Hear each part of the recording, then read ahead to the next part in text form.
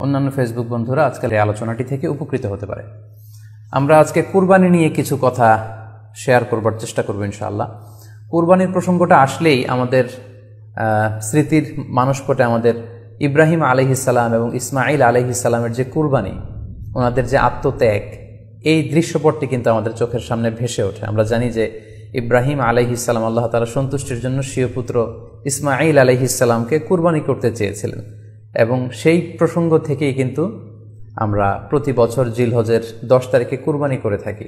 এবং এই দৃশ্যটি আল্লাহ তাআলার কাছে এতই ভালো লেগেছিল, এই আত্মত্যাগের দৃশ্যকে আল্লাহ তাআলা স্মরণীয় করে রাখবার জন্য কিয়ামত পর্যন্ত সব বিশ্বাসীদের জন্য এই জিলহজের একই টাইমে, জিলহজের 10 তারিখে কুরবানি করাটাকে আল্লাহ তাআলা আমাদের উপর অবধারিত করে দিয়েছেন।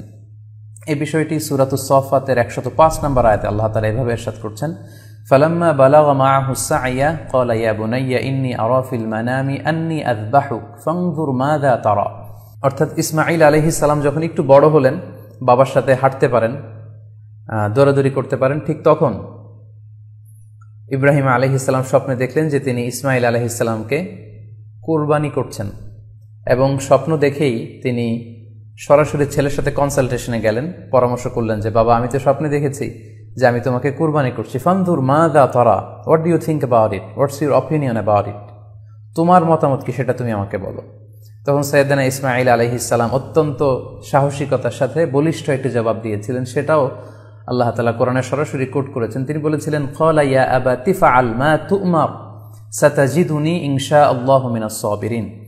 অর্থাৎ, হে আমার সম্মানিত পিতা, আপনি যেমনটি স্বপ্নে দেখেছেন, আল্লাহ তাআলা আপনাকে যেমন আদেশ করেছে আপনি ঠিক তেমনটিই করুন, আপনি ভয় পাবেন না, ইনশাআল্লাহ আপনি আমাকে ধৈর্যশীলদের অন্তর্ভুক্ত পাবেন।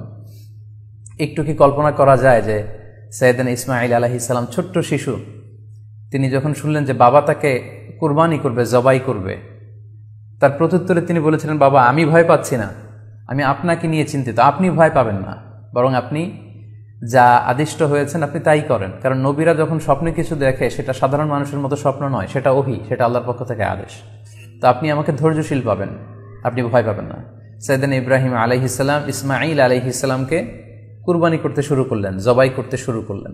আল্লাহ তাআলার কাছে এই দৃশ্যটি এত ভালো লাগলো, আল্লাহ তাআলা সাইয়েদনা জিবরাইল আলাইহিস সালামকে দিয়ে জান্নাত থেকে একটি বকরি বা মেষ পাঠিয়ে দিলেন। সাইয়েদনা ইসমাঈল আলাইহিস সালামকে ছুরির নিচ থেকে সরিয়ে ফেলা হলো, আর সেখানে ইসমাঈল আলাইহিস সালামের পরিবর্তে একটি জান্নাত থেকে আনা বকরি বা ছাগলকে সেখানে কুরবানি করা হলো। আল্লাহ তাআলা বললেন, কদ সাদ্দাকতার রুইয়া, ইব্রাহিম, তুমি তো তোমার স্বপ্নকে সত্যায়ন করেছো, বাস্তবে রূপান্তরিত করেছো, তুমি তো এই কঠিন পরীক্ষায় সফলতার সাথে উত্তীর্ণ হয়েছ। সাইয়েদনা ইব্রাহিম আলাইহিস সালাম পরীক্ষায় উত্তীর্ণ হলেন, এবং বাপ বেটার এই দৃশ্যায়নটি আল্লাহ তাআলার কাছে এত ভালো লেগেছে, আরশের উপর থেকে আল্লাহ তাআলা এত পছন্দ করেছেন ওনাদের স্যাক্রিফাইসকে, কুরবানিকে, কিয়ামত পর্যন্ত আমরাও যাতে কুরবানি করি, আল্লাহ তাআলা আমাদের জন্য এটাকে অবধারিত করে দিয়েছেন। সম্মানিত শুধু এখানে আমাদের জন্য সবচেয়ে বড় যে শিক্ষণীয় বিষয়, সেটি হচ্ছে সাইয়েদনা ইব্রাহিম আলাইহিস সালামের ঔরসে যখন ইসমাঈল আলাইহিস সালাম আসে, তখন তাফসীর এসেছে ইব্রাহিম আলাইহিস সালামের বয়স ছিল 86 বছর। Could you imagine that? 86 বছর বয়সে যখন একটা সন্তান আল্লাহ তাআলা ওনাকে দান করলেন, আল্লাহ তাআলা বললেন যে সেই সন্তানকে তুমি জবাই করো। আমরা অনেক দম্পতির কথা জানি, তাদের সন্তান হয় না, 15 বছর, 20 বছর, 25 বছর পর অনেক সময় তাদের সন্তান হয়। সেই সন্তানটাকে তারা কত পছন্দ করে, সেই বাচ্চাটাকে তারা কত আদর করে। তো 86 বছর বয়সে আল্লাহ তাআলা ইসমাঈল আলাইহিস সালামকে দান করেছিলেন। এই আদরের সন্তানটাকে আল্লাহ তাআলা বলেন, তুমি কুরবানি করো। কারণ এই বয়স্ক অবস্থায় যখন ইব্রাহিম আলাইহিস সালাম ইসমাঈল আলাইহিস সালামকে পেয়েছিলেন, তখন তিনি হৃদয়টাকে উজাড় করে দিয়ে নিজের ছেলেটাকে ভালোবাসতে শুরু করলেন, এবং হৃদয়ের ভালোবাসার জায়গাটার মধ্যে যে সিংহাসন, সেই সিংহাসনে তিনি ইসমাঈলকে বসিয়েছিলেন। আল্লাহ তাআলা চেয়েছিলেন যে ইসমাঈলকে সেখান থেকে সরিয়ে ওই ভালোবাসার সিংহাসনের জায়গাটাতে তুমি যেন আল্লাহ তাআলাকে স্থান দাও, এবং সেই পরীক্ষাটাই তিনি বেসিক্যালি সাইয়েদনা ইব্রাহিম আলাইহিস সালামের কাছ থেকে করেছিলেন, এবং সেই পরীক্ষায় সাইয়েদনা ইব্রাহিম আলাইহিস সালাম সফলতার সাথে উত্তীর্ণ হয়েছিলেন। অর্থাৎ আল্লাহ চেয়েছিলেন যে তোমার হৃদয়ের ভালোবাসার সবচাইতে বড় জায়গাটা হচ্ছে ইসমাঈলের, তোমার পুরো হৃদয়টা জুড়ে আছে ইসমাঈল। আমি চাই তুমি আমার সন্তুষ্টির জন্য এই ইসমাঈলকে বিলিয়ে দাও, এই ইসমাঈলকে কুরবানি করে দাও। সম্মানিত শুধু এই স্টোরিটা থেকে আমাদের জন্য শিক্ষা হচ্ছে যে সাইয়েদনা ইব্রাহিম আলাইহিস সালামের হৃদয়ের সবচাইতে পছন্দনীয় বিষয়টা ছিল ইসমাঈল। তিনি ইসমাঈল আলাইহিস সালামকে, নিজের ছেলেকে বেশি পছন্দ করতেন। ইব্রাহিম আলাইহিস সালামের হৃদয়ে যেমনি ইসমাইল ছিল, আমাদের প্রত্যেকের হৃদয়ে কিন্তু এরকম এক একটা ইসমাইল আছে, কল্পিত ইসমাইল, রূপক ইসমাইল। আমাদের কারো হৃদয়ের ইসমাইল হচ্ছে আমাদের টাকা পয়সা, আমাদের কারো হৃদয়ের ইসমাইল হচ্ছে আমার ব্যাংক ব্যালেন্স, আমাদের কারো হৃদয়ের ইসমাইল হচ্ছে আমার দামি গাড়ি, আমাদের কারো হৃদয়ের ইসমাইল হচ্ছে আমার দামি গাড়ি, আমাদের কারো হৃদয়ের ইসমাইল হচ্ছে আমাদের যশ, খ্যাতি, আমাদের ক্ষমতা, প্রতিপত্তি, এগুলো। আল্লাহ তাআলা চান আমাদের প্রত্যেকের যার যার হৃদয়ের ইসমাইল যেটা, সেটাকে আমরা আল্লাহ তাআলার সন্তুষ্টির জন্য উৎসর্গ করতে পারবো কিনা, আল্লাহ তাআলার খুশির জন্য, সেরেফ শুধুমাত্র আল্লাহ তাআলার জন্য আমার হৃদয়ের ইসমাইলটাকে আমি স্যাক্রিফাইস করতে পারবো কিনা। এই শিক্ষাটা দেওয়ার জন্যই বেসিক্যালি আল্লাহ তাআলা এই কুরবানিকে আমাদের জন্য প্রেসক্রাইব করেছেন। আল্লাহ তাআলা চান যে আমাদের হৃদয়ের পুরো জায়গাটা জুড়ে যেন আল্লাহ তাআলার সন্তুষ্টি, আল্লাহ তাআলার ভালোবাসা, আল্লাহকে যে আমরা ফিল করি, আল্লাহকে যে আমরা ভয় পাই, সেই জায়গাটাতে যেন আমরা আল্লাহ তাআলাকে রাখতে পারি। এটাই মূলত আল্লাহ তাআলা আমাদের কাছ থেকে চান। এবং আমাদের জীবনের সব কাজগুলোই হবে শুধুমাত্র কেবলমাত্র আল্লাহ তাআলার সন্তুষ্টির জন্য। এজন্য বিশ্বনবী সাল্লাল্লাহু আলাইহি ওয়াসাল্লামকে কিন্তু আল্লাহ রাব্বুল আলামিন শিখিয়ে দিয়েছেন যে কুল ইন্না সলাতি ওয়া নুসুকি ওয়া মাহইয়ায়া ওয়া মামাতি লিল্লাহি রাব্বিল আলামিন। হে নবী, আপনি বলুন যে আমার নামাজ, আমার কুরবানি, আমার জীবন, আমার মরণ সবটাই তো আল্লাহর জন্য। তাই আমাদের হৃদয়ে যদি আমরা আল্লাহকে স্থান দিতে পারি, আমাদের সব কিছু, সাইয়েদনা ইব্রাহিম আলাইহিস সালাম যেমনি নিজের প্রিয় পুত্র সন্তানকে কুরবানি করেছিলেন, ঠিক তেমনিভাবে আমাদের হৃদয়ের ইসমাইলটাকেও যদি আমরা আল্লাহ সন্তুষ্টির জন্য স্যাক্রিফাইস করতে পারি, কুরবানি করতে পারি, তাহলেই কিন্তু এই কুরবানির শিক্ষাটা আমাদের জন্য বাস্তবায়িত হবে বা সফল হবে। এবং এই শিক্ষাটা দেওয়ার জন্য আল্লাহ তাআলা এই কুরবানির বিধানকে আমাদের জন্য জারি করেছেন, যে আমাদের হৃদয়ে শুধু আল্লাহ তাআলার ভয় থাকবে। এবং এই যে আমরা কুরবানি করবে, কুরবানির রক্ত, গোশত, চামড়া কোনোটাই কিন্তু আল্লাহ তাআলার কাছে পৌঁছে না, পৌঁছে হচ্ছে আমাদের হৃদয়ের ভয়, তাকওয়াটা আল্লাহ তাআলার কাছে পৌঁছে। সূরাতুল হজ্জের 37 নম্বর আয়াতে আল্লাহ বলছেন, লা ইয়ানালাল্লাহা লুহুমুহা ওয়ালা দিমাউহা ওয়ালাকি ইয়ানালুহুত তাকওয়া মিনকুম। এই কুরবানির রক্ত, কুরবানির গোশত, এগুলো তো আল্লাহর কাছে পৌঁছে না, আল্লাহর কাছে পৌঁছে হচ্ছে তোমাদের তাকওয়া। আমরা কতটা ইখলাসের সাথে, কতটা আন্তরিকতার সাথে, কতটা আনুগত্যের সাথে আমাদের সম্পদ, আমাদের নিজেদেরকে আমরা আল্লাহর কাছে সোপর্দ করতে পেরেছি, আমরা কতটা আল্লাহর সমর্পিত বান্দা হতে পেরেছি, এটাই হচ্ছে এই কুরবানির শিক্ষা, যেটা সাইয়েদনা ইব্রাহিম আলাইহিস সালাম গোটা বিশ্ববাসীর জন্য নিদর্শন এই ঘটনার মধ্য দিয়ে কিন্তু আমাদের জন্য রেখে গিয়েছেন। তাই আমরা এই কুরবানির মধ্য দিয়ে এটা যেন ফিল করি যে আমাদের সবটুকুন আমরা আল্লাহর জন্য বিলিয়ে দিতে প্রস্তুত আছি। সম্মানিত, শুধু এই কুরবানির দিনে ইয়াউমুন নাহারে বা 10 জিলহজে আমরা যে কুরবানি উদযাপন করবো, ঈদুল আজহা উদযাপন করব, এই দিনের সবচাইতে প্রিয় আমল হচ্ছে আল্লাহ তাআলার কাছে পশু জবাই করে, যেটা আমরা বলেছি ইব্রাহিম আলাইহিস সালামের সেই ঘটনার, সেই দৃশ্যায়নের পুনরাবৃত্তি। আল্লাহ তাআলা সেটা দেখতে চান, আমরা পশু জবাই করে রক্ত প্রবাহিত করে দেয়া, এটা আল্লাহ তাআলার কাছে খুবই পছন্দনীয়। সুনানে তিরমিজিতে এসেছে, আয়েশা রাদিয়াল্লাহু তাআলা আনহা থেকে বর্ণিত, তিনি বলেন, আন্না রাসূলুল্লাহ সাল্লাল্লাহু আলাইহি ওয়াসাল্লাম ক্বাল, আল্লাহ রাসূল সাল্লাল্লাহু আলাইহি ওয়াসাল্লাম বলেছেন, মা আমিলা আদামিয়ুন মিন আমালিন ইয়াউমান নাহার আহাব্বা ইলাল্লাহি মিন ইহরাকিদ দাম। অর্থাৎ ইয়াউমুন নাহারে 10 জিলহজে পশু কুরবানি দিয়ে সে পশুর রক্ত প্রবাহিত করে দেওয়ার চেয়ে শ্রেষ্ঠ কোনো আমল আল্লাহর কাছে হতে পারে না, এর চেয়ে কোনো প্রিয় আমল আল্লাহর কাছে নেই। তার মানে কুরবানির দিনে সবচাইতে প্রিয় আমল, আল্লাহর কাছে পছন্দনীয় আমল হচ্ছে কুরবানি করা। তাই আমাদের যাদের সাধ্য আছে আমরা যেন বেশি বেশি কুরবানি করি। সম্মানিত, শুধু আমরা জানি যে এই কুরবানিকে আল্লাহ তাআলা আমাদের উপর আবশ্যক করেছেন। কুরবানির হুকুম সম্পর্কে যদি বলি তাহলে বলবো যে এটা ওয়াজিব হানাফি স্কুল অফ থট অনুযায়ী, কিন্তু অন্যান্য মাযহাবে এটাকে সুন্নাতে মুআক্কাদা বলা হয়েছে। মেজরিটি স্কলাররা, জুমহুরুল ফুকাহা, ইমাম শাফিঈ, আহমদ এবং ইমাম মালিকদের মতে, তাদের মতে এটা হচ্ছে সুন্নাতে মুআক্কাদা। কিন্তু হানাফি মাযহাবে এই কুরবানি করা হচ্ছে ওয়াজিব। যেহেতু আমরা আমাদের বাংলাদেশে বেশিরভাগই হচ্ছে হানাফি মাযহাবের অনুসারী, সো এটা কিন্তু আমাদের জন্য অবধারিত। যাদেরকে আল্লাহ তাআলা সম্পদ দিয়েছেন, টাকা পয়সার মালিক বানিয়েছেন, স্বাবলম্বী করেছেন, আমাদের প্রত্যেকের উপর কিন্তু এই কুরবানি করাটা ওয়াজিব। যেহেতু কুরবানি একেবারে আমাদের সন্নিকটে, সো এই কুরবানি নিয়ে আমাদের মধ্যে অনেক ধরনের প্রশ্ন রয়েছে। খুব বেশি যে প্রশ্নটি করা হয়েছে সেটি হচ্ছে জানতে চাওয়া হয়েছে 7 ভাগে কুরবানি করা যাবে কিনা। এই ধরনের প্রশ্ন কিন্তু আমরা আগে শুনতাম না। রিসেন্টলি কিছু কিছু স্কলারদের আলোচনা বা এতে করে লোকজন হয়তো বিভ্রান্তিতে ভোগেন কিংবা একটা ধোঁয়াশা তৈরি হয়, ফলে এই প্রশ্নটি করা হচ্ছে। আমরা আবহমান কাল থেকে আমাদের প্রিয় মাতৃভূমি বাংলাদেশে হয়তো ছাগল কুরবানি দিয়েছি, অথবা গরু কুরবানি দিয়েছি সর্বোচ্চ 7 ভাগে।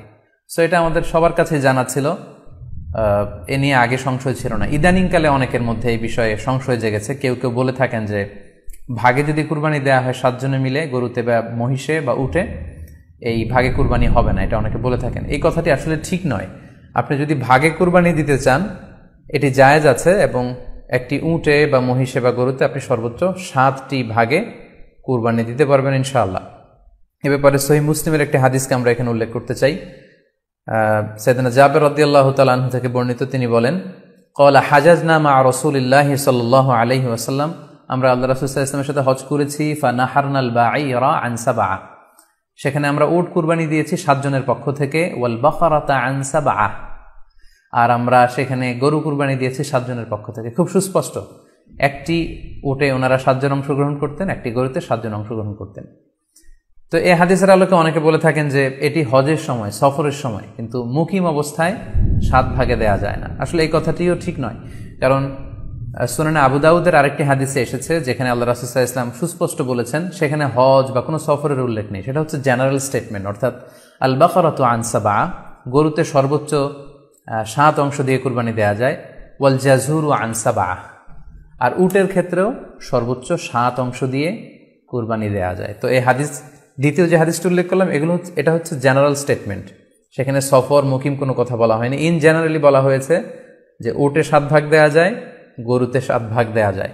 সো আমরা যারা ভাগে কুরবানি দিচ্ছি 7 জন মিলে একটি গরু, আপনারা নিঃসন্দেহে সানন্দ চিত্তে নিশ্চিন্তে কুরবানি দিতে পারেন। সহিহ হাদিসের আলোকে এটি সাব্যস্ত, এতে কোনো সমস্যা নেই ইনশাল্লাহ। তবে ভাগে কুরবানিতে কিংবা যৌথ কুরবানিতে কয়েকটি বিষয় আমাদেরকে খেয়াল রাখতে হবে। নাম্বার 1 হচ্ছে নিয়ত। আপনাদের ইন্টেনশনটা ক্লিয়ার হতে হবে। প্রত্যেকেরই যাতে একই ইন্টেনশন থাকে, সবারই যাতে ইন্টেনশন থাকে যে শুধুমাত্র আল্লাহ তাআলা সন্তুষ্টির জন্য আমরা এই কুরবানি দিচ্ছি। এখানে কয়েকজনের যদি ইন্টেনশন থাকে যে আল্লাহ সন্তুষ্ট, অন্যজনের যদি নিয়তে ঝামেলা থাকে, তাহলে কিন্তু কুরবানিটা প্রশ্নবিদ্ধ হয়ে যাচ্ছে।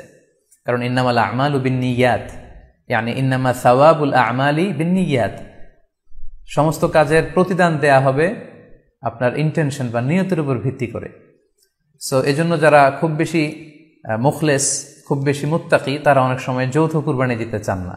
তাদের সামর্থ্য না থাকলে ছোট একটা ছাগল দিয়ে তারা একাকি কুরবানি দিতে চান। এটা safe, he want to be in the safer side.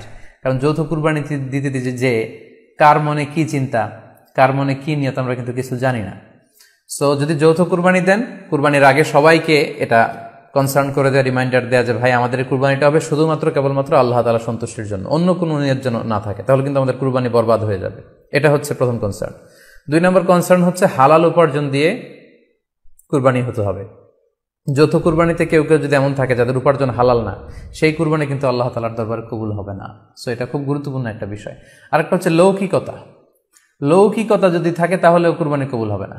যৌথ কুরবানিতে কারো যদি এটা থাকে যে আমার গরুটা সবচেয়ে বড়, আমাদের গরুটা এলাকার সবচেয়ে বড় গরু, এবং সবাইকে বলে বেড়াচ্ছে যে এইবারের গরুটা সবচেয়ে বড় হয়েছে, আমার চেয়ে বড় গরু কেউ দিতে পারে না এই এলাকায়। তো এই জাতীয় যদি লৌকিকতা প্রবণতা কারোর মধ্যে থাকে, তাহলেও কিন্তু তার কুরবানি কবুল হবে না। সো যৌথ কুরবানি যদি আপনারা দিতে চান, এই বিষয়গুলো আমাদেরকে খেয়াল রাখতে হবে। আরও একটি প্রশ্ন খুব বেশি আমাদের কাছে জানতে চাওয়া হয়েছে, সেটা হচ্ছে কুরবানির সাথে আকিকা দেয়া যাবে কিনা। খুব বেশি আলোচনা হচ্ছে এই প্রসঙ্গটা যে আকিকার কুরবানির সাথে আকিকা দিয়ে দেয়া যাবে কিনা। এক্ষেত্রে আমরা উত্তরে বলবো যে কুরবানি এবং আকিকা আপনাদের খেয়াল রাখতে হবে যে দুটি ভিন্ন ইবাদত। প্রথম কথা হচ্ছে ইবাদত ভিন্ন দুটি ইবাদত। কারণ কুরবানি এটা বছরের একটা নির্ধারিত সময়, জিলহজের 10 তারিখে, এবং তারপরে আরো 2 দিন বা 3 দিন, এই সময়গুলোতে আপনি কুরবানি করতে পারবেন। তাহলে এটা হজের মৌসুমে জিলহজ মাসে করতে হয় কুরবানি। কিন্তু আকিকা কিন্তু এরকম না। আকিকাটা যে কোনো মাসে হতে পারে। আকিকাটা হচ্ছে নবজাতক সন্তানের ভূমিষ্ঠ হওয়ার পরে শুকরিয়া স্বরূপ আল্লাহর কাছে যে কুরবানিটা করতে হয়, সেটাকে আমরা বলি আকিকা। হাদিসে এসেছে আকিকা। তো সেটা হচ্ছে সন্তান কখন ভূমিষ্ঠ হলো সেটার উপর নির্ভর করে।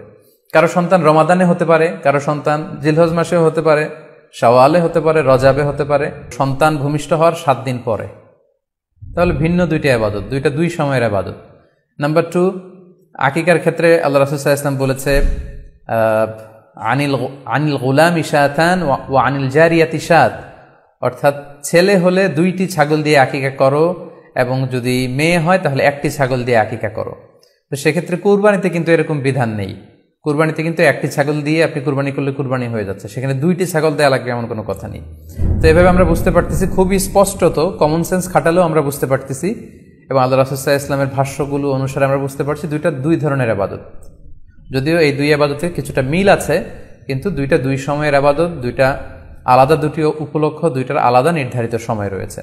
যেমন আকিকার ক্ষেত্রে সুন্নাহ হচ্ছে বাচ্চা যেদিন জন্মগ্রহণ করবে তার 7ম দিন শেষে 7 দিন পরে আপনি আকিকা করবেন। আল্লাহ রাসূল সাল্লাল্লাহু আলাইহি ওয়াসাল্লাম বলেছেন, কুল্লু গুলামিন মুরতাহানুন বিআকিকাতিহি তুযবাহু আনহু ইয়াওমা সাবিহি। প্রত্যেক সন্তানের আকিকা দিতে হয় তার 7ম দিনে, ওয়া ইউহলাকু ওয়া ইউসাম্মা, এবং 7ম দিনে মাথার চুল ফেলে দিতে হয়, তার সুন্দর একটি নাম রাখতে হয়।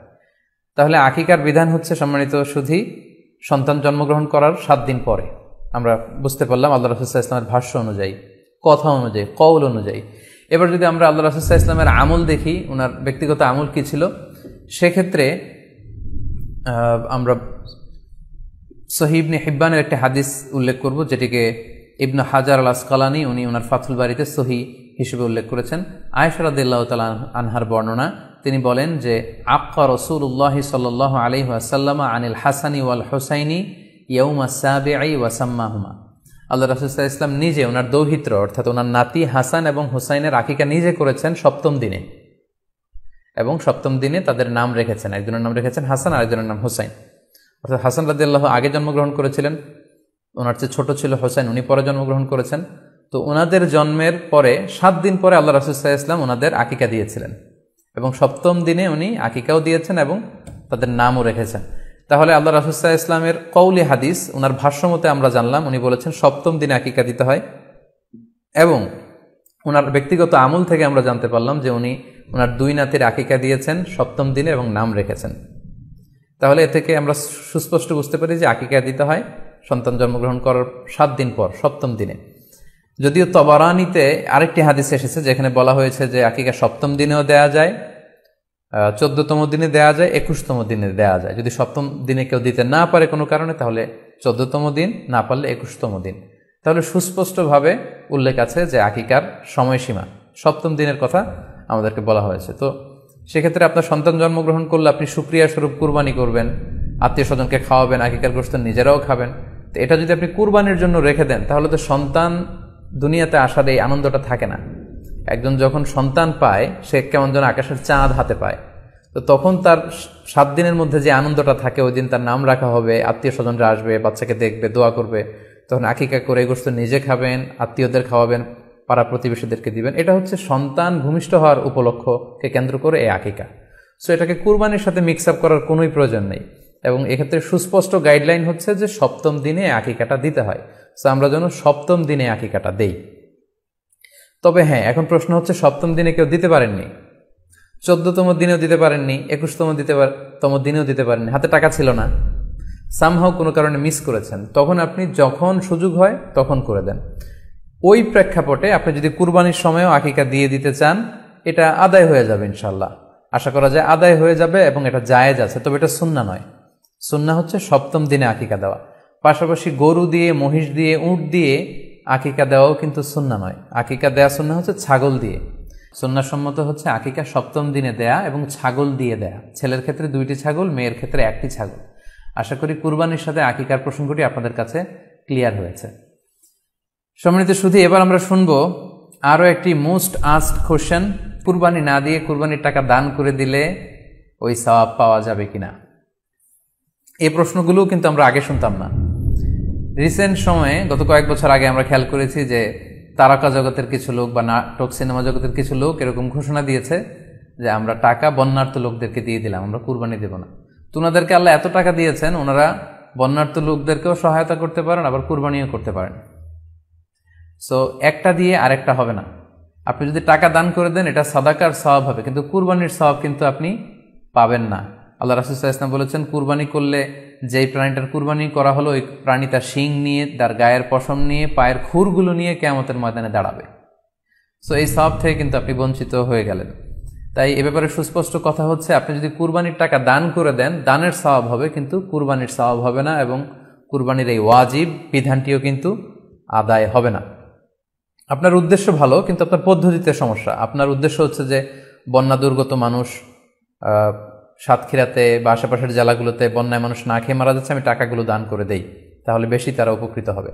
আমি বলবো যে আপনার যদি সামর্থ্য থাকে সেক্ষেত্রে আপনি বন্যার্ত লোকদেরকে দানও করেন, পাশাপাশি কুরবানিও করেন, দুই জিনিস। অথবা আপনি যদি শুধু কুরবানি করতে চান সেটাও আপনি করতে পারেন, আপনি কুরবানি করবেন, এতে করে কিন্তু আপনি যে দান করতে চান আপনার এই পারপাসটাও কিন্তু সার্ভ হবে। কিন্তু কুরবানির টাকা দান করে দিলে কখনো কুরবানি আদায় হবে না। আপনি যদি কুরবানি করেন এক্ষেত্রেও কিন্তু দরিদ্র জনগোষ্ঠীর বিশাল স্বার্থ এখানে আছে, কারণ বছরের একটা দীর্ঘ সময় ধরে এই সুবিধাবঞ্চিত মানুষগুলো কিন্তু আমিষের অভাবে তারা ভোগে, পুষ্টিহীনতায় ভোগে। তারা এমনও অনেক ফ্যামিলি আছে বছরে শুধু এই কুরবানির সময় এই মৌসুমটাতে তারা কিছু গোশত খেতে পারে। সো তাদের মধ্যে আপনি কুরবানি করে এই গোশত বিতরণ করতে পারেন। সো এই কোভিড-19 পিরিয়ডে আমাদের উচিত বেশি বেশি কুরবানি করা, কুরবানি করে এই অভুক্ত মানুষদের ঘরে ঘরে কুরবানির গোশত পৌঁছে দেয়া। তাহলে আপনি কুরবানির মাধ্যমে কিন্তু এই গোশত বিতরণ করে তাদের সহায়তা করতে পারলেন। পাশাপাশি যারা খামারি আছে, আপনি কুরবানি করলে এই তাই খামারিদের এই ব্যবসা প্রসেসেও কিন্তু আপনি অংশগ্রহণ করলেন। আপনি তাদের ব্যবসাতে, আল্লাহ তাআলা সুদকে হারাম করেছেন, ব্যবসাকে হালাল করেছেন, তাহলে ব্যবসার মতো একটা চমৎকার কাজেও আপনি সহায়তা করলেন কুরবানির মধ্য দিয়ে। আরও একটা গুরুত্বপূর্ণ বিষয় হচ্ছে, আমাদের গ্রাম বাংলায় কিন্তু আমাদের অনেক গরিব লোকজন আছে বা মা বোনেরা আছে যারা সারা বছর ব্যাপী ছাগল পালে এই আশায় যে কুরবানির সময় ছাগলটাকে বিক্রি করবে, অথবা গরু পালে। গ্রামগঞ্জে অনেক পরিবার আছে যে বছর শেষে কুরবানির সময় আসলে তারা এটা ভালো দামে বিক্রি করবে এবং সেই টাকা দিয়ে সারা বছর চলবে। সো আপনি যদি কুরবানি করেন তাহলে ওই প্রান্তিক জনগোষ্ঠীকেও কিন্তু সহায়তা করা হলো। পাশাপাশি কুরবানির এই সময়গুলোতে হাজার হাজার কসাইদের একটা জীবিকার ব্যবস্থা হয়। তারা গরু জবাই করে, চামড়া খোলে, গোশত কাটে। তো এই কুরবানির দিনগুলোতে কিন্তু হাজার হাজার কসাইদের হালাল জীবিকার একটা ব্যবস্থা হয়। কসাইরা কিন্তু কোটিপতি হয় না। সো আপনি এই কুরবানির প্রসেসটাকে যদি আরও বেশি প্রমোট করেন তাহলে এই কসাইদেরও কিন্তু একটা রিজিকের ব্যবস্থা হচ্ছে। আরও ইন্টারেস্টিংলি, কুরবানির যে চামড়া, পশুর যে চামড়া, এই চামড়াগুলো কিন্তু ইয়াতিমের হক, গরিবদের হক। সো আপনি কুরবানির চামড়া বিক্রি যদি করে দেন, চামড়া চাইলে আপনি ব্যবহার করতে পারেন, অথবা বিক্রি করলে এটা কিন্তু ইয়াতিমখানাতে, মাদ্রাসাগুলোতে, অভাবী মানুষদেরকে এই দামটা কিন্তু দিয়ে দিতে হয়। ফলে কুরবানির এই চামড়া থেকে কিন্তু মাদ্রাসাগুলো বা ইয়াতিম ছাত্রছাত্রীরা উপকৃত হচ্ছে। তাহলে এখানে অনেক বিষয় জড়িত। যদিও বর্তমান সময়ে চামড়া শিল্প ধ্বংস করার একটা বিশাল পায়তারা চলছে, চামড়ার দাম পড়ে যাচ্ছে, তো আমরা যদি কুরবানি না দিই আমাদের চামড়া শিল্প হুমকির মুখে পড়বে। এবং এই যে হাজার হাজার মাদ্রাসা এবং এতিমখানা আছে যাদের একটা বড় ইনকামের বা আয়ের উৎস হচ্ছে কুরবানির সময় এই চামড়ার টাকা। সো মানে with all this discussion it seems that through sacrifice you can contribute more. আপনি যদি কুরবানি করেন এবং এটা যদি বেশি বেশি করেন তাহলে আপনি যে চাচ্ছেন অসহায় মানুষদেরকে সহায়তা করতে, এটা আরও বেশি বেশি করা হলো, বেশি বেশি করা হলো। তাদেরকে গোশত বিতরণ করে আপনি সহায়তা করলেন, খামারিদেরকে ব্যবসার ক্ষেত্রে সহযোগিতা করলেন, গ্রামের যে নারীরা ছাগল পাললো, গরু পাললো তাদের সহায়তা করলেন, কসাইদের হালাল জীবিকার জন্য সহযোগিতা করলেন, মাদ্রাসার ইয়াতিম ছাত্রদেরকে আপনি সহায়তা করলেন। সো আমি বলবো যে কখনো এই ভুল সিদ্ধান্ত নেবেন না যে কুরবানির টাকা আমি দান করে দেবো। না, আপনি কুরবানি করবেন, এতে আপনার কুরবানির ওয়াজিবও আদায় হবে, গরিবদেরকে সহযোগিতাও করা হবে।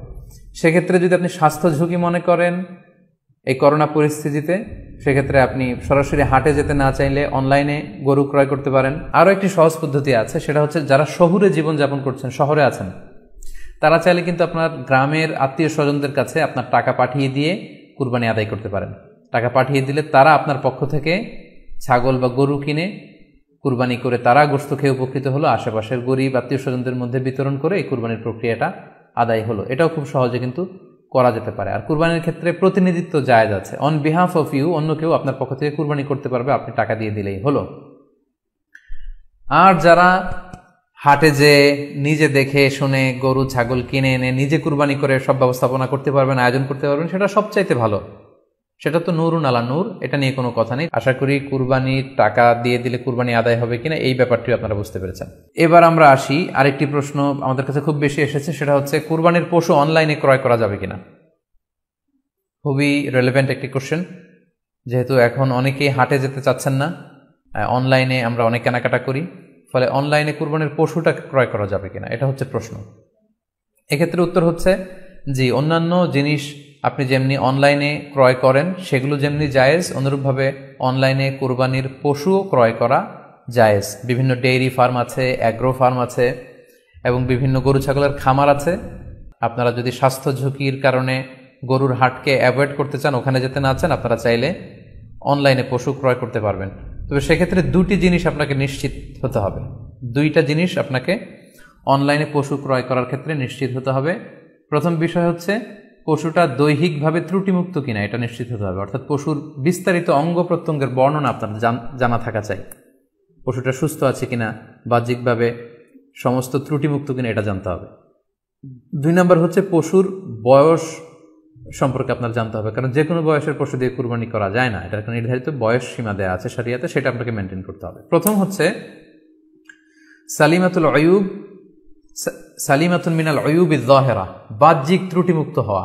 যে কোনো পশু দিয়ে কিন্তু, অসুস্থ পশু দিয়ে কুরবানি করলে কিন্তু কুরবানি হবে না। এক্ষেত্রে আমরা সুনানে নাসাইর একটি হাদিস উল্লেখ করব। হাদিসটি সহিহ, বারা ইবনে আযিব রাদিয়াল্লাহু তাআলা আনহু বর্ণনা করেছেন। আল্লাহ রাসূল সাল্লাল্লাহু আলাইহি ওয়াসাল্লাম বলেছেন, লা ইয়াজুজু মিনাদ দাহায়া আল আওরাউল বাইয়িনু আওরুহা, এমন পশু দিয়ে কুরবানি হবে না যে এই পশুটা সুস্পষ্টভাবে অন্ধ কানা কোনো পশু দিয়ে কুরবানি হবে না। ওয়াল আরজাউল বাইয়িনু আরাজুহা, খোড়া, কুরবানি যেখানে করা হবে ওই জায়গা পর্যন্ত হেঁটে যেতে পারছে না, মাঠ থেকে বাড়িতে আনা যাচ্ছে না, এরকম খোড়া প্রাণী দিয়ে কুরবানি করা যাবে না। ওয়াল মারিদাতুল বাইয়িনু মারাদুহা, খুব বেশি অসুস্থ, খুবই দুর্বল অসুস্থ প্রাণী দিয়ে কুরবানি করা যাবে না। ওয়াল আজফা উল্লাতি লা তুনকি, এবং এমন বয়স্ক বৃদ্ধ প্রাণী যে অতি বয়সের ভারে এটা নুজ্জ হয়ে গিয়েছে এবং এর হাড্ডির ভেতরে যে মজ্জা শুকিয়ে গিয়েছে, এরকম প্রাণী দিয়েও কিন্তু কুরবানি করা যাবে না। তাহলে সুনানে নাসাইর এই সহিহ হাদিসটির মধ্য দিয়ে আমরা বুঝতে পারলাম যে অন্ধ প্রাণী দিয়ে কুরবানি করা যায় না, খোড়া প্রাণী দিয়ে করা যায় না, খুবই দুর্বল প্রাণী দিয়ে এবং খুব বয়স হয়েছে এরকম প্রাণী দিয়ে কিন্তু কুরবানি করা যাবে না। তারপর আমরা সুনানে তিরমিজির আরেকটি হাদিস এখানে উল্লেখ করব। এই হাদিসটিও হাসান পর্যায়ের হাদিস। বর্ণনাকারী হচ্ছেন আলী রাদিয়াল্লাহু তাআলা আনহু। তিনি বলেন, নাহা রাসূলুল্লাহ সাল্লাল্লাহু আলাইহি ওয়াসাল্লাম আইয়ুদহা বিআ'যাবিল করনি ওয়াল উযুন, অর্থাৎ আল্লাহ রাসূল সাল্লাল্লাহু আলাইহি ওয়াসাল্লাম শিং ভাঙা এবং কান কাটা এরকম প্রাণী দিয়ে কুরবানি করতে নিষেধ করেছেন। অর্থাৎ ব্রোকেন হর্নস অ্যান্ড ইয়ার্স, কোনো পশুর যদি শিং দুটো ভাঙা থাকে অথবা কান কাটা থাকে, এরকম প্রাণী দিয়ে কুরবানি করলে কুরবানি আদায় হবে না। পশুর কানের ব্যাপারে আরও সুস্পষ্ট হাদিস এসেছে সুনানে তিরমিজিতে, এটিও হাসান পর্যায়ের হাদিস। বর্ণনাকারী সাইয়েদনা আলী রাদিয়াল্লাহু তাআলা আনহু, তিনি বলেন যে নাহা রাসূলুল্লাহ সাল্লাল্লাহু আলাইহি ওয়াসাল্লাম আইয়ুদহা বিমুকাবালাহ আও মুদাবারাহ আও শারকা আও খরকা আও জাদআ, অর্থাৎ আল্লাহ রাসূল সাল্লাল্লাহু আলাইহি ওয়াসাল্লাম মুকাবালা মানে এমন প্রাণী যেই প্রাণীর কানের সামনের অংশ কাটা, এরকম প্রাণী দিয়ে কুরবানি করা যাবে না। আও মুদাবারা, এমন প্রাণী যে প্রাণীর কানের পেছনের অংশ কাটা, সেটা দিয়ে কুরবানি করা যাবে না। আও শারকা, অথবা কানের মাঝখানে কাটা, দুই দিক ঝুলে আছে, করা যাবে না। আও খরকা, অথবা কানের ভেতরে ছিদ্র, পশুর কানে যদি ছিদ্র থাকে, কেটে যে ছিদ্র হয়ে গিয়েছে, ড্রিলড হয়ে গিয়েছে, সেই প্রাণী দিয়ে কুরবানি করা যাবে না। আও জাদা, অথবা নাক কাটা, এরকম প্রাণী দিয়ে কুরবানি করা যাবে না। তাহলে আল্লাহ রাসূল সাল্লাল্লাহু আলাইহি ওয়াসাল্লামের ভাষ্যমতে এই প্রাণীগুলো দিয়ে কুরবানি করা যাবে না। ফলে আপনি অনলাইনে যদি পশু ক্রয় করতে চান, আপনার যে পশুটা ক্রয় করবেন এটা বাহ্যিকভাবে সুস্থ আছে কিনা, অঙ্গ প্রত্যঙ্গের বিস্তারিত বর্ণনা ভিডিওতে আপনাকে ক্রস চেক করে এবং বাড়িতে আনার পরে সেটাকে দেখে এই পারচেজটা আপনাকে নিশ্চিত করতে হবে। 2 নম্বর খেয়াল রাখবার বিষয় হচ্ছে পশুর বয়স। কুরবানির পশুর একটা নির্ধারিত বয়স সীমা আছে। সেক্ষেত্রে উটের জন্য 5 বছর হওয়া লাগবে কমপক্ষে, গরু বা মহিষের ক্ষেত্রে কমপক্ষে 2 বছর হতে হবে এবং ছাগলের ক্ষেত্রে কমপক্ষে 1 বছর হতে হবে। আবার বলছি, উট 5 বছর, গরু 2 বছর এবং ছাগল 1 বছর। তবে মেষ বা ভেড়া, দুম্বা এগুলো যদি 6 মাসের হয়, দেখতে যদি মোটা সোটা হয়, 1 বছরের মতো মনে হয়, তাহলে সেগুলো দিয়েও কুরবানি করা যাবে। সেক্ষেত্রে পশুর যে দাঁত আছে, নিচের পাটের যে পশুর দাঁত, এই দাঁতগুলোর পাশে 2টা ধারালো দাঁত থাকে, এগুলো উঠেছে কিনা এগুলো দেখে দেখে আপনারা পশুর বয়সকে নির্ণয় করতে পারবেন। তাহলে অনলাইনে ক্রয়ের ক্ষেত্রে আমাদের উত্তর হচ্ছে যে অনলাইনে আপনি পশু ক্রয় করতে পারবেন।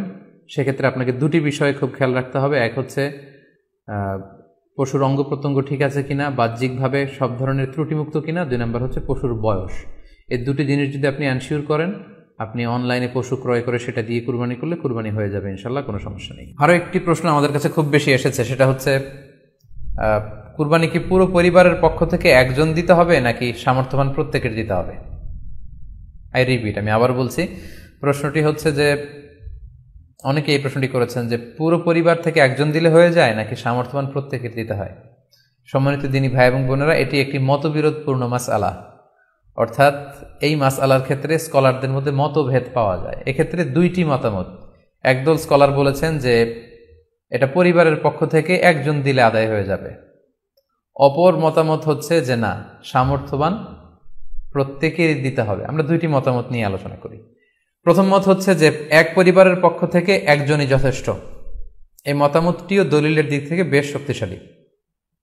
সেক্ষেত্রে আমরা মেহনাফ ইবনে সুলাইম রাদিয়াল্লাহু তাআলা আনহুর বর্ণিত একটি হাদিস সুনানে আবু দাউদে এসেছে। হাদিসটি হাসান পর্যায়ের হাদিস। তিনি বলছেন, ও নাহনু উকুফুন মা রাসূলিল্লাহ বিআরাফাতিন, আমরা রাসূল সাল্লাল্লাহু আলাইহি ওয়াসাল্লামের সাথে 9 জিলহজ আরাফার ময়দানে ছিলাম।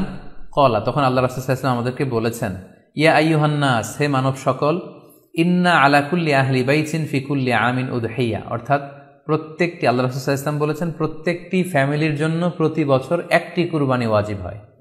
আমি আবার বলছি, প্রত্যেক ফ্যামিলির জন্য প্রতি বছর কুরবানি দিতে হয় কয়টি? একটি। তাহলে কুরবানি পরিবারের পক্ষ থেকে একটি দিলেই আদায় হয়ে যাবে। সুনানি তিরমিজির আরো একটি হাদিস আমরা এখানে উল্লেখ করতে পারি। এই হাদিসটিও সহিহ। সাইয়েদনা আতা ইবনে ইয়াসার রাদিয়াল্লাহু তাআলা আনহু, উনি আবু আইয়ুব আল আনসারী রাদিয়াল্লাহু তাআলা আনহুকে জিজ্ঞেস করেছিলেন যে কাইফা কানাতিল উদহিয়া ফি আহদি রাসূলিল্লাহ, হে আল্লাহর নবীর সাহাবী, আল্লাহ রাসূল সাল্লাল্লাহু আলাইহি ওয়াসাল্লামের জামানাতে কুরবানি কেমন হতো, কিভাবে তারা কুরবানি দিতেন?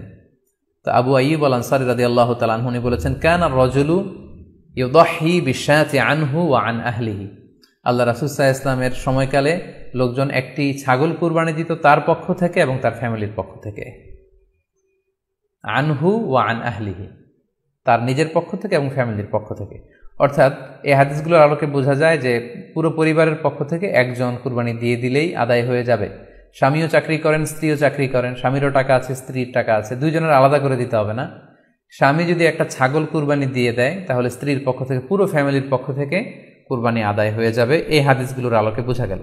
দ্বিতীয় আরেকটি মত আছে, সেই মতটি হচ্ছে প্রত্যেক সামর্থ্যবানের উপর ওয়াজিব। এটি ইমাম আবু হানিফার মত এবং আমাদের বাংলাদেশে এটিরই প্রচলন হয়ে এসেছে। আমরা এই মতামতটিকেই বেশি আমরা শুনে থাকি সব জায়গায়, যে যারাই সামর্থ্যবান প্রত্যেকের আলাদাভাবে দিতে হয়। স্বামী সামর্থ্যবান হলে স্বামীর দিতে হবে, স্ত্রী সামর্থ্যবান হলে স্ত্রীকে দিতে হবে, ছেলেরা হলে ছেলের দিতে হবে। এটা প্রত্যেকের আলাদাভাবে ইন্ডিভিজুয়ালি দিতে হয়। এবং সেক্ষেত্রে ওনারা দলিল দিচ্ছেন সুনান ইবনু মাজার একটি হাদিস, হাদিসটি সহিহ, যেখানে আল্লাহ রাসূল সাল্লাল্লাহু আলাইহি ওয়াসাল্লাম বলেছেন, মান কানা লাহু সাআহ, যার সামর্থ্য আছে কিন্তু ওয়ালাম ইউদাহি, সামর্থ্য থাকার পরেও সে কুরবানি দেয় না, ফালা ইয়াকরাবান্না মুসাল্লানা, সেজন্য ঈদুল আজহার দিন আমার ঈদগাহে না আসে নামাজ পড়তে।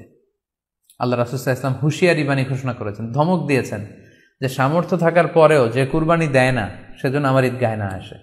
এই হাদিসের আলোকে ওনারা বলেছেন মান কানা লাহু সাআহ, যার সামর্থ্য আছে। ওনারা বলছেন যে এটা ইন জেনারেল, ব্যাপক, যারই সামর্থ্য আছে তাকেই দিতে হবে। সো এখানে বাস্তবতা হচ্ছে দুই পক্ষেরই খুব ভ্যালিড দলিল আছে। আর কোনো মাসআলার ক্ষেত্রে যখন মতবিরোধ থাকে, দুই পক্ষেরই দলিল থাকে, সেক্ষেত্রে বাড়াবাড়ি করাটা অনুচিত। বরং এটা হচ্ছে ইসলামের সৌন্দর্য, এখানে প্রশস্ততা রয়েছে।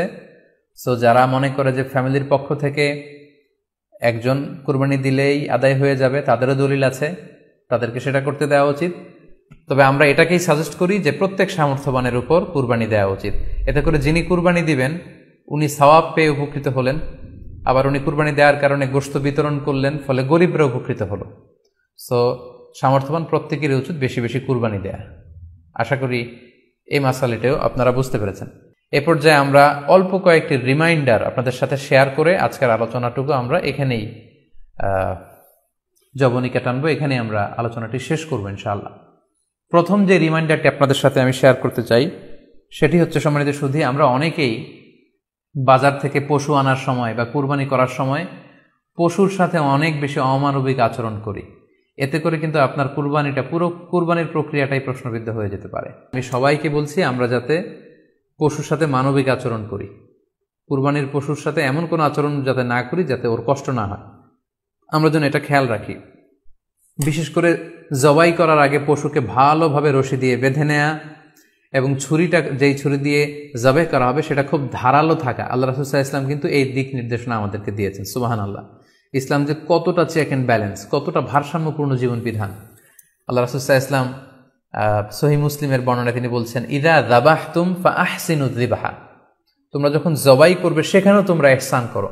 কেননা আল্লাহ তাআলা সব জায়গায় ইহসানকে অবধারিত করেছেন। আমরা জীবনে যাই করব না কেন সেটা ইহসানের সাথে করতে হবে। তো পশুটাকে কিন্তু আমি জবাই করব, স্লটার করব। আল্লাহ রাসূল সাল্লাল্লাহু আলাইহি ওয়াসাল্লাম বললেন, যখন স্লটার করবে, জবাই করবে, তখনও সেটার প্রতি ইহসান করে তোমরা জবাই করো না। ওয়াইদা যাবাহতুম ফাআহসিনুয যিবহা, সেক্ষেত্রেও তোমরা সফট হার্টেড হও, সেটাকে ইহসানের সাথে জবাই করো। কিভাবে ইহসানের সাথে জবাই করবে? ওয়ালিয়ুহিদ্দা আহাদুকুম শাফরাতাহু ওয়ালিয়ুরিহ যাবিহাতাহু, তোমরা তোমাদের ছুরিটা খুব বেশি করে ধারালো করে নাও, যাতে করে খুব স্মুথলি স্লটারিংটা হয়ে যায়, খুব স্মুথলি কুরবানিটা তাড়াতাড়ি হয়ে যায়, যাতে প্রাণীটার কষ্ট না হয়। আমরা প্রায়ই আমাদের ব্যাখেয়ালে বা অবহেলাবশত কুরবানির পশু ট্রাক থেকে নামানো, হাট থেকে নিয়ে আসা, এমনভাবে আমরা কুরবানির পশুর সাথে ট্রিট করি, এতে করে কিন্তু অনেক অমানবিক আচরণ আমাদের দ্বারা প্রকাশ পেয়ে যায়।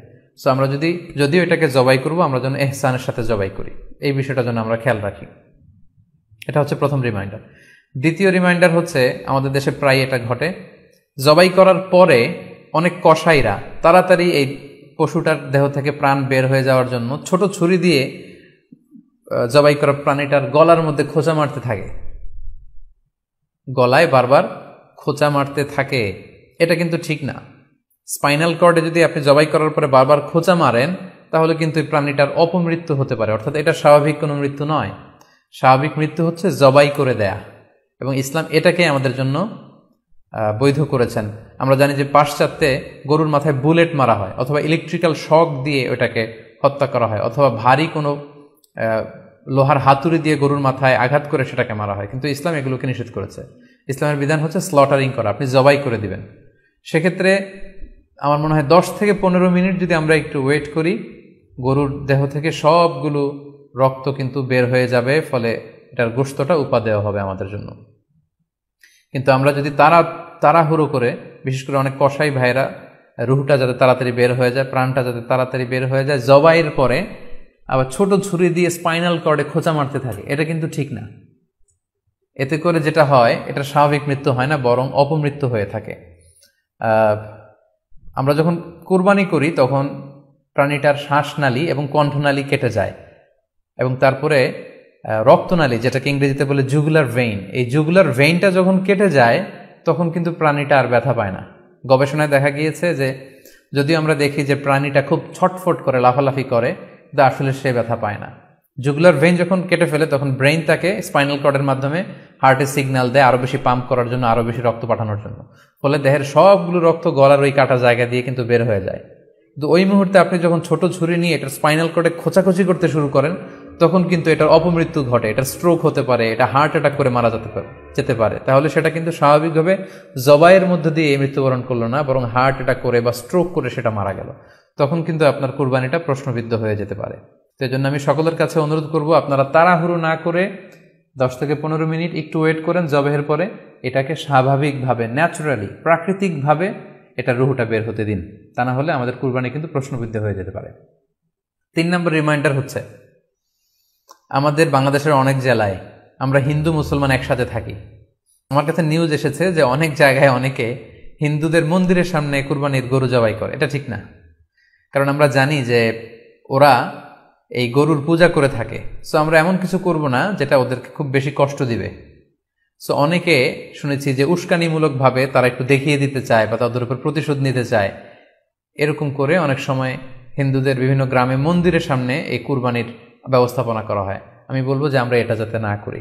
আমরা হিন্দুদের যে উপাসনালয় আছে, আমাদের হিন্দু ভাইদের উপাসনালয়গুলোকে স্কিপ করে এমন জায়গায় কুরবানি করব যাতে করে তাদের এই দৃশ্য দেখা না লাগে, এবং তাদের এবাদতগাহের সামনেও যাতে আমাদের এরকম পরিস্থিতি তৈরি করতে না হয়। আমরা যাতে সাম্প্রদায়িক সম্প্রীতি আমাদের এবাদতের মধ্য দিয়ে বজায় রাখতে পারি, এবং কোনো ধরনের উস্কানিমূলক কর্মকাণ্ডে যেন আমরা কখনোই যুক্ত না হই। 4 নাম্বার এবং সবচাইতে গুরুত্বপূর্ণ পয়েন্ট হচ্ছে, জি খেয়াল করে শুনুন, আপনাকে বলছি, 4 নাম্বার পয়েন্ট হচ্ছে যে জবাইয়ের স্থান এবং বর্জ্য কুরবানির পরে এটাকে নিজ দায়িত্বে পরিচ্ছন্ন করুন। আই রিপিট, আমি আবার বলছি, যেখানে আপনি কুরবানি করলেন সেটাকে, এবং এই যে বর্জ্য ময়লা, এটা নিজ দায়িত্বে আপনি ক্লিন করুন। সিটি কর্পোরেশনের ভাইয়েরা সরকারি তত্ত্বাবধানে সারা বাংলাদেশের এই সব বর্জ্য আসলে পরিষ্কার করা সম্ভব না। জরিপে এসেছে যে 50 লক্ষ গরু জবাই করা হয় প্রত্যেকটা কুরবানির ঈদে। তো সেক্ষেত্রে আমাদেরকে দায়িত্বশীল হতে হবে। কুল্লুকুম রাঈন ওয়া কুল্লুকুম মাসউলুন আন রাইয়াতিহি। আল্লাহ রাসূল সাল্লাল্লাহু আলাইহি ওয়াসাল্লাম বলেছেন, তোমরা প্রত্যেকে দায়িত্বশীল, আর তোমাদের প্রত্যেকের দায়িত্বের ব্যাপারে কিয়ামতের ময়দানে আল্লাহ তাআলা কিন্তু তোমাদেরকে জিজ্ঞেস করবে। তাই আমরা যেন নিজ দায়িত্বে এই কুরবানির করার স্থান এবং বর্জ্য যেন পরিষ্কার করি। ব্লিচিং পাউডার দিয়ে বেশি করে পানি মেরে আমরা যেন পরিষ্কার পরিচ্ছন্ন রাখি, কারণ আত-তুহুরু শাতরুল ঈমান, পরিষ্কার পরিচ্ছন্নতা এটা হচ্ছে ঈমানের অঙ্গ। এই বিষয়টা যেন আমরা খুব গুরুত্বের সাথে নেই এবং নিজ নিজ কুরবানি আমরা যেখানে দিলাম সেই জায়গাটা যেন আমরা পরিষ্কার করি। বিশেষ করে বিভিন্ন সংস্থা যারা অনেক অনেক কুরবানি করবেন, ভলান্টিয়ারলি বিভিন্ন কুরবানি করে কুরবানির গোশত বিতরণ করবেন, আপনারা এরকম ভলান্টিয়ারলি ক্লিনলিনেস ক্যাম্পেইন করতে হবে, যাতে কোনো ধরনের রক্ত, ময়লা, বর্জ্য, আবর্জনা না থাকে। এই ব্যাপারটাকে যেন আমরা খেয়াল রাখি। সর্বশেষ হচ্ছে, অনেকে জিজ্ঞেস করেন যে ফ্রিজে রাখা যাবে কিনা। জি, কুরবানির গোশত ফ্রিজে রাখা যাবে। ইবনে আব্বাস রাদিয়াল্লাহু তাআলা আনহুর মত অনুযায়ী 3 ভাগ করা উত্তম, তবে এটা আবশ্যক নয়। আপনি 1 ভাগ নিজে খাবেন, 1 ভাগ আত্মীয় স্বজন প্রতিবেশীদের দিবেন, আরেক ভাগ গরিব দুঃখীদের মাঝে বন্টন করে দিবেন, এটা উত্তম, কিন্তু এটা আবশ্যক নয়। পুরো গোশত যদি আপনার লেগে যায় আপনি ভোগ করতে পারেন, আর যদি আপনার কাছে অতিরিক্ত গোশত থাকে এটা আপনি আত্মীয়দের দান করুন, গরিব আত্মীয়দের আপনি উপহার দিন, গরিব মিসকিনদের, সুবিধা বঞ্চিত মানুষদেরকে আপনি এগুলো দান করুন। কারণ সূরাতুল হজ্জের 28 নম্বর আয়াতে আল্লাহ তাআলা বলেছেন, ফাকুলু মিনহা ওয়া আত'ইমুল বাঈসাল ফাকির, তোমরা কুরবানির এই গোশত নিজেরাও খাও এবং অভাবী লোকদেরকে দাও। এবং সহিহ বুখারীতে আল্লাহ রাসূল সাল্লাল্লাহু আলাইহি ওয়াসাল্লামের একটি বর্ণনা, আল্লাহ রাসূল সাল্লাল্লাহু আলাইহি ওয়াসাল্লাম বলেছেন, কুলু ওয়া আত'ইমু ওয়াদ্দাখিরু, অর্থাৎ কুরবানির গোশত তোমরা খাও, ওয়া আত'ইমু মানে অন্যদের খাওয়াও, ওয়াদ্দাখিরু এবং তোমরা এটাকে প্রিজার্ভ করে রাখো বা জমা করেও রাখতে পারো। অর্থাৎ আপনি চাইলে ফ্রিজে রাখতে পারবেন, আপনি পরবর্তীতে খেতে চাচ্ছেন আপনি রাখতে পারবেন ইনশাআল্লাহ। সো উত্তম হচ্ছে 3 ভাগ করে 1 ভাগ নিজে খাওয়া, 1 ভাগ আত্মীয় স্বজনদের, প্রতিবেশীদের দেয়া, এবং 1 ভাগ অভাবী, সুবিধা বঞ্চিত, গরিব মিসকিনদের মাঝে বন্টন করে দেয়া। এবং অবশ্যই অবশ্যই যাদের সামর্থ্য আছে আপনারা বেশি বেশি কুরবানি করুন, এবং এই কুরবানির মধ্য দিয়ে আমরা অনেক অনেক প্রান্তিক জনগোষ্ঠী, সুবিধা বঞ্চিত মানুষ, তাদের কাছে আমাদের সহায়তাগুলো পৌঁছে দিতে পারবো। আপনাদের সবাইকে আবারও আন্তরিক শুভেচ্ছা এবং অভিনন্দন। আমরা কামনা করি যে আল্লাহ তাআলার কাছে আমরা ফরিয়াদ করি জিলহজ মাসের প্রথম 10 দিনের যে বারাকা, রাহমা, আমরা যেন নফল ইবাদত করে করে বেশি বেশি তাকবীর, তাহলিল দিয়ে এই দিনগুলো যেন মুখরিত রাখতে পারি, বেশি বেশি নফল ইবাদত করতে পারি, নফল রোজা রাখতে পারি। বিশেষ করে অবশ্যই আরাফার দিনের রোজা যাতে আমরা মিস না করি। গোটা মুসলিম উম্মার জন্য আমরা দোয়া করি যে এই ঈদুল আজহার উৎসব যাতে আমরা ভাব গাম্ভীর্যের সাথে ইবাদতের মধ্য দিয়ে, আনন্দ উৎসবের মধ্য দিয়ে পালন করতে পারি। আপনাদের সবার জন্য আমি দোয়া করছি, আমি নিজেও আপনাদের সবার কাছে দোয়া চাই। আল্লাহ তাআলা আপনাদের সবাইকে ভালো রাখুক, সুস্থ রাখুক, ঈমানের সাথে রাখুক। আপনারা শেয়ার করবেন বলে আশা করছি। সুবহানাকাল্লাহুম্মা বিহামদিকা আশহাদু আল্লা ইলাহা ইল্লা আনতা আস্তাগফিরুকা ওয়া আতুবু